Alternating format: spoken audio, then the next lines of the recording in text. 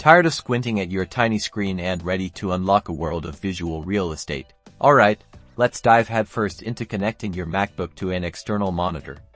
This guide is your key to a bigger, more productive workspace. First things first, the cables determine the ports on your MacBook and your monitor. The most common connections are Thunderbolt, USB-C on your MacBook, and HDMI, DisplayPort, or even USB-C on your monitor.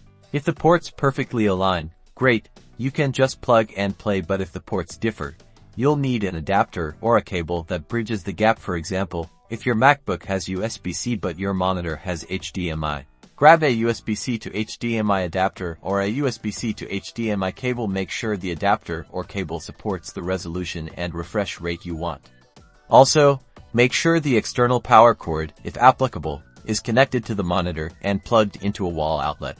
Now, connect your MacBook to your monitor. Plug the cable or adapter into the appropriate ports on both devices. If everything's working well, your monitor should either automatically display your MacBook screen, or you will see a no signal message. And if you're seeing a no signal message, check the power of the monitor is on, the cable is firmly seated, and the correct input source is selected on your monitor.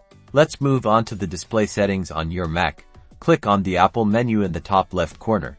Then select System Settings. Click on Displays or Monitors. Here you'll see settings for both your MacBook's built-in display and your external monitor. You can rearrange the displays to match your physical setup. Choose how your monitors work, whether to mirror or extend your displays. Adjust the resolution and refresh rate for each monitor.